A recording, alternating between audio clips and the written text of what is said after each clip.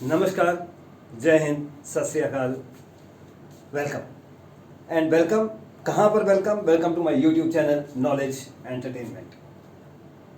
आपने बाहर जो पढ़ा कि a puzzle that will puzzle you really, एक ऐसी पजल लेकर आए आपके लिए, सचमुच आप पजल हो जाएंगे पूरी तरह से।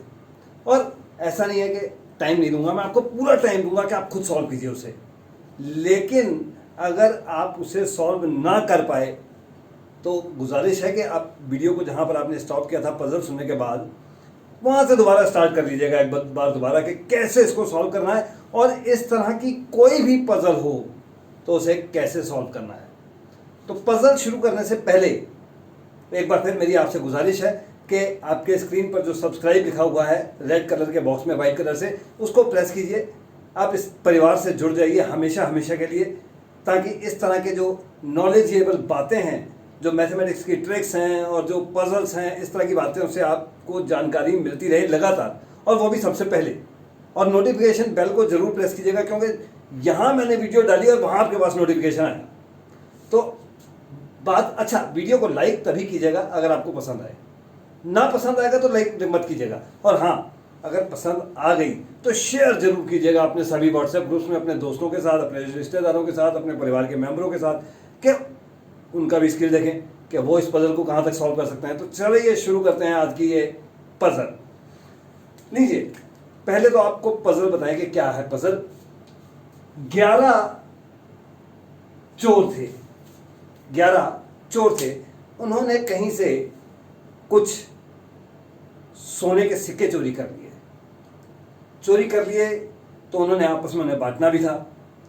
तो जब वो आपस में बांटने लगे तो हुआ क्या कि बराबर बराबर बांट रहे थे और आखिर में 3 सोने के सिक्के बच गए। अब ये जो 3 सोने के सिक्के बच गए थे, इनके लिए हो गई लड़ाई उन चोरों में आपस में, और उस लड़ाई में एक बेचारा चोर मारा गया। तो अब चोर कितने रह गए? 10 चोर रह गए 10। उन्होंने सिक्के सारे दोबारा इकट्ठे किए और दोबारा बांटना शुरू कर दिया। फिर बराबर बराबर सब में बांट दिए। लेकिन बराबर बराबर बांटने के बाद इस बार फिर आखिर में 2 सिक्के जो थे वो बच गए। अब इन दोनों सिक्कों के लिए हो गई फिर से लड़ाई हुई, अंजाम फिर वही हुआ, एक चोर और मारा गया। जब एक चोर और मारा गया तो अब चोर बच गए 9, और इन 9 चोरों ने फिर से दोबारा सारे सिक्के इकट्ठे किए और फिर उन्हें आपस में बांटना कर दिया शुरू। और जब सब आपस में बट गए तो उनके पास सिक्का बच गया 1। तो अब तक 2 चोर मर चुके थे, तो चोरों को समझ में आ गया कि इस एक सिक्के के लिए अगर लड़ेंगे तो एक और मर जाएगा, और अब वो और मरना नहीं चाहते थे। इसलिए उन्होंने उस एक सिक्के को किसी जाते हुए राहगीर को दान दे दिया और अपने जो बंटवारा हुआ था उसे लेकर अपने अपने घर चले गए। तो अब सवाल ये है, अब ये पजल ये है कि उन्होंने कितने सोने के सिक्के चुराए थे।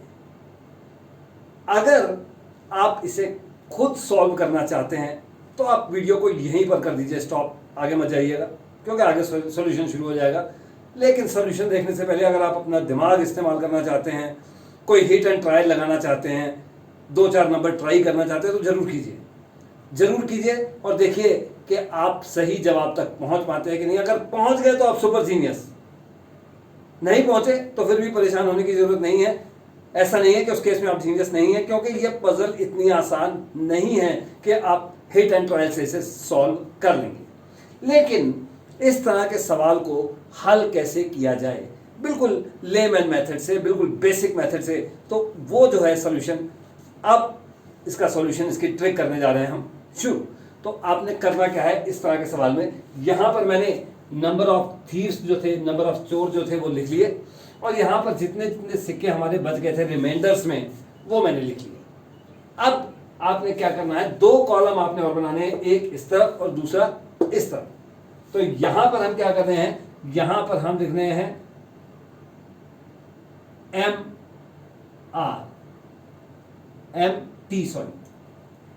MT। तो ये MT क्या है, ये है multiply of number of thieves. तो ये सभी थीव्स के नंबर ऑफ मल्टीप्लाई नहीं करने, आपने क्या करना है कि जब यहां पर लिखना है तो ये वाले छोड़ देने हैं, इनको मल्टीप्लाई करना है। जब यहाँ पर लिखना है तो इसको छोड़ देना है, इन दोनों को मल्टीप्लाई करना है, और जब यहाँ पर लिखना है तो इसको छोड़ देना है, इन दोनों को मल्टीप्लाई करना है।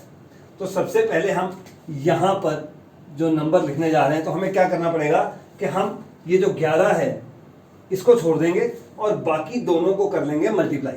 तो 10 और 9 को आप मल्टीप्लाई करेंगे तो आपका जवाब आ जाएगा 90। तो यहां पर आप लिख दीजिए 90। चलिए 1 हो गया आपका। अब आपको समझ में आ गई है कि जब यहां पर लिखना है तो हमें इसे छोड़ना पड़ेगा और इन दोनों को करना पड़ेगा मल्टीप्लाई। तो 11 और 9 को मल्टीप्लाई करेंगे तो आ जाएगा आपका 99। उसके बाद जब आप और नीचे जाएंगे, अब यहां पर लिखना है तो आप इसको छोड़ देंगे और इन दोनों को करेंगे मल्टीप्लाई। तो 11 और 10 को करेंगे मल्टीप्लाई तो ये आ जाएगा 110। तो चलिए ये हमारा कॉलम हो गया एक पूरा। अभी एक कॉलम और बनाना है, लेकिन मैं एक कॉलम और बनाने से पहले आपको एक और बात भी बता दूं कि ऐसी पजल आप खुद भी तैयार कर सकते हैं। ये रिमाइंडर जो है ये आप जितना मर्जी लिख लीजिए, इस पर कोई रेस्ट्रिक्शन नहीं है, कोई लिमिट नहीं है। लेकिन ये जो नंबर ऑफ थीव्स है इस पर रेस्ट्रिक्शन है कि इनमें से अगर आप कोई भी 2 ले लें तो वो रिलेटिवली प्राइम नंबर होने चाहिए, यानी कि उनका कोई कॉमन फैक्टर नहीं होना चाहिए। ऐसा नहीं है कि यहाँ पर 12 आ गया और यहाँ पर 9 आ गया, क्योंकि 12 और 9 दोनों 3 से डिवाइड हो जाते हैं। तो कोई भी 2 नंबर ऐसे नहीं होने चाहिए जो किसी सेम नंबर से डिवाइड हो जाए। अब यहाँ पर आप चाहे 11 और 10 को देख लीजिए, तो इन दोनों का भी अगर आप HCF देखेंगे तो 1 आएगा, हाईएस्ट कॉमन फैक्टर। 10 और 9 का भी 1 आएगा और 11 और 9 का भी 1 आएगा।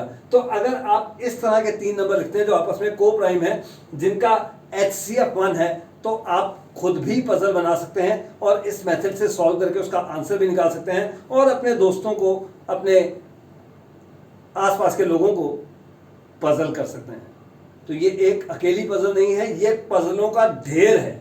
आप यहां पर नंबर बदलिए और पजल बदल गई। जवाब आपको पता होगा क्योंकि आपको ये ट्रिक पता है, उनको नहीं पता है क्योंकि उनके लिए ये मेथड नया है। अब आइए चौथे कॉलम पर कि आपको इस कॉलम में क्या करना है। तो यहां पर आपको करना है MTR। तो MTR क्या है ये आपको समझ में आ गया होगा कि MT जो था आपका ये वाला और R जो था आपका ये वाला, आपको इन दोनों को करना है यहां पर मल्टीप्लाई। तो 90 और 3 को कीजिए गुणा, तो ये आ गया आपका 270। 99 और 2 को कीजिए मल्टीप्लाई, तो ये आ गया आपका 198। 110 और 1 को कीजिए मल्टीप्लाई, तो आपका जवाब आ गया 110। और एक काम अभी आपने और भी करना है कि जो नंबर ऑफ थीव्स हैं इन तीनों को आपस में भी मल्टीप्लाई कर दीजिए। तो 11 और 9 को आप गुणा करेंगे तो 99 आ गया, और 10 से करेंगे गुणा तो ये बन गया 990। तो यहां पर आ गया आपका 990। इतना काम अभी आपको समझ में आ गया होगा। अब अगला जो स्टेप है वो बहुत ध्यान से समझने वाला है, क्योंकि वो अगर आपको समझ में आ गया तो सारा पजल आपको समझ में आ गई। तो ये स्टेप क्या है इसे ध्यान से समझिएगा।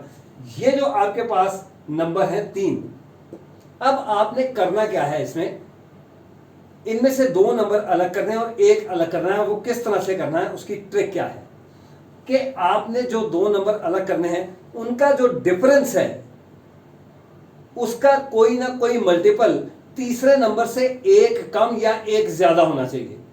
कैसे, थोड़ा सा पेशेंस रखिए, समझ में आएगा, बड़े आराम से आएगा। मान लीजिए कि आप 90 और 99 का पेयर बनाते हैं, तो 90 और 99 का डिफरेंस क्या है, 9। तो 9 को अगर आप गुणा करते चले जाएं, 110 के करीब आपने पहुंचना है, तो आप जब 11 से गुणा करेंगे 9 को, यहां पर 9 आ गया है, 9 को 10 से किया गुणा 90 आ गया, 11 से किया 99 आ गया, 12 से किया तो 108 आ गया। अब 108 और 110 इनका डिफरेंस 1 होना चाहिए, लेकिन 1 है नहीं, तो इसका मतलब अभी हमारा जो पेयर है वो ठीक नहीं बना है। चलिए दूसरा बनाकर देखते हैं कि दूसरा क्या बनेगा। मैं ऐसा करता हूं कि इन दोनों का पेयर बनाकर देखता हूं। इन दोनों का पेयर बनाएंगे तो इन दोनों का डिफरेंस कितना है, 110 और 99 का डिफरेंस कितना है, 11। और 11 के आप मल्टीपल देखिए, आप 90 के करीब जाइए तो 11 को 8 से गुणा करेंगे तो 88 आ जाएगा। और जो 88, इन दोनों का जो डिफरेंस था 11, इसको आपने 8 से गुणा किया तो 88 आ गया। और 88 और 90 का जो मल्टीपल है वो भी आपका 2 आ रहा है, 1 नहीं आ रहा है, हमें तो 1 चाहिए। तो अभी भी इसका मतलब ये पेयर हमारा ठीक नहीं बना है। अब तीसरी और आखिरी ट्राई, और वो हमारी अब काम में आ जाएगी। देखते हैं कि वो क्या बनेगा। तो तीसरा पेयर कौन सा रह गया आपका? इसका और इसका पेयर रह गया। तो इन दोनों का डिफरेंस क्या है आपका? 20। और आप अच्छी तरह से जानते हैं कि अगर हम 20 को 5 से गुणा करेंगे तो 20 गुणा 5 आ गया 100, और 100 और 99 का डिफरेंस कितना है? 1। और यही तो हमें चाहिए था, तो मिल गया हमें। तो हमने क्या निकाला कि इन दोनों का जो डिफरेंस है 110 माइनस 90, यही किया था हमने। 110 और 90 का डिफरेंस 20 आ गया था, और इसे 5 से किया था गुणा। तो चलिए इसे 5 से कर लिया गुणा, और जब इस 20 को 5 से गुणा किया तो 100 आ गया। 100 और 99 का डिफरेंस 1 है, यानी कि माइनस इसमें से अगर आप 99 करेंगे तो 1 आ जाएगा आपके पास। यहां तक आप पहुंच गए तो समझिए आपने ये पजल सॉल्व कर ली। अब जो इज इक्वल टू 1 आया है, ये यहां तक इसका काम था, इसका आगे काम नहीं है। इसको आप यहां से दीजिए हटा, क्योंकि आपने पेयरिंग कर ली इस तरह से कि 2 का जो डिफरेंस है उसका एक मल्टीपल तीसरे से जो डिफरेंस आ रहा है वो 99 से 1 आ रहा है। तो यहां तक आप पहुंच गए। अब आपने क्या करना है? अब जादू है, यहां पर मैथमेटिक्स का जादू शुरू हो रहा है। तो आपने ये जो 3 नंबर हैं 110, 90 और 99, ये 3 नंबर, इनको इनके ये एमटीज है आपके, और इन एमटीज को आपने एमटीआर से रिप्लेस कर देना है। तो जहां पर 90 है वहां पर आप लिख दीजिए 270, जहां पर 99 है वहां पर लिख दीजिए 198, और जहां पर 110 है वहां पर ये 110 के सामने तो वही रहेगा। तो ये चेंजेस कीजिए तो क्या आ जाएगा? ये आ जाएगा 5 गुणा, तो 110 की जगह पर क्या आ रहा है? 110 ही आ रहा है। चलिए 110 आ गया, माइनस 90, तो 90 की जगह पर क्या आएगा? एमटीआर 270, तो ये एमटीआर आ गया आपका 270, और माइनस 99 की जगह पर एमटीआर क्या आ जाएगा? 198। तो इसको आप कर लीजिए अब हल, ये देखिए सॉल्व। 110 में से आप 270 माइनस करेंगे तो आ जाएगा माइनस 160। तो माइनस 160 को आप 5 से गुणा भी करेंगे, तो माइनस 160 को 5 से गुणा करेंगे तो आ गया माइनस 800, और साथ में ये माइनस 198 भी है, तो ये बन गया आपका माइनस 998। अगर ये नंबर आपका पॉजिटिव आ चुका होता तो समझिए आपका आंसर आ गया था, यही नंबर आपका आंसर था। लेकिन अगर ये नंबर नेगेटिव आ रहा है तो आपने क्या करना है कि इसमें इस नंबर को, ये जो तीनों नंबर ऑफ थीव्स की जो प्रोडक्ट आई थी 990, इसको इसमें बार बार ऐड कीजिए, तब तक कीजिए जब तक ये नंबर पॉजिटिव नहीं बन जाता। तो आप माइनस 998 जो है इसमें आप प्लस कर दीजिए 990, तो आपके पास क्या आ गया? माइनस 8। तो अभी भी ये पॉजिटिव नहीं आया, इसका मतलब जवाब अभी भी नहीं आया। तो आपको क्या करना पड़ेगा? फिर दोबारा वही 990 इसमें फिर से ऐड कर दीजिए। तो ये आ गया 990 और ऐड कर दिया, और ये बन गया 982, और ये आ गया आपका जवाब। यानी कि चोरों ने कितने सिक्के चुराए थे? 982। जब वो 11 चोर इन्हें आपस में बांटने लगे तो 3 बच गए, एक चोर मारा गया। ये 982 दोबारा 10 चोरों में बटे तो 2 बच गए, फिर एक चोर मर गया, और फिर जब 9 लोगों में ये 982 बांटे गए तो 1 बच गया, और ये 1 उन्होंने राहगीर को दे दिया, और अपने अपने सिक्के लेकर, अपने अपने 109 सिक्के लेकर सभी अपने अपने घर चले गए। ये था इस पजल का सॉल्यूशन। और आप इन नंबरों को बदलिए, इन नंबरों को आपने बदलना है इस तरह से कि इनका जो HCF है यानी कि हाईएस्ट कॉमन फैक्टर वो 1 रहे, ये आपस में को प्राइम हो, और यहां पर आप जो मर्जी लिखिए, आपकी नई पजल बन गई, नया सोल्यूशन आ गया, नए नंबर ऑफ कॉइन्स आपके पास आ गए, और लोगों को पजल करने के लिए आपके पास एक नई पजल आ गई। तो वीडियो तो आपको पसंद आ रही होगी, डेफिनेटली आ रही होगी, क्योंकि ऐसी पजल हर जगह कहाँ मिलेगी? आपको नहीं मिलेगी, यहीं पर मिलेगी। तो यहीं पर मिलेगी, तो यहाँ से जुड़े रहना पड़ेगा, और जुड़े रहने के लिए आपको सब्सक्राइब करना है। लाइक तो आप वीडियो को कर ही रहे हैं, और इसे दोस्तों के साथ शेयर भी कीजिए, सबको पता लगने दीजिए कि इस तरह की जो पजल है उसका सोल्यूशन क्या है। लेकिन उन लोगों के साथ शेयर मत कीजिए जिनको अभी आप पजल करना चाहते हैं, उनको पजल कीजिए। जब उनको आप पजल का सोल्यूशन बता देंगे उसके बाद उनसे शेयर कीजिए कि उनको भी पता लगे कि आगे भी उन्होंने लोगों को पजल करना है तो किस तरह से करना है। तो ये थी आज की हमारी वीडियो। अगली वीडियो में कोई और ट्रिक, कोई और पजल, कोई नई चीज़, कोई मैथमेटिक्स के रिलेटेड कुछ नई बात लेकर फिर से आएंगे आपके पास। इंतज़ार रहेगा तब तक आपको भी और मुझको भी। नमस्कार, धन्यवाद।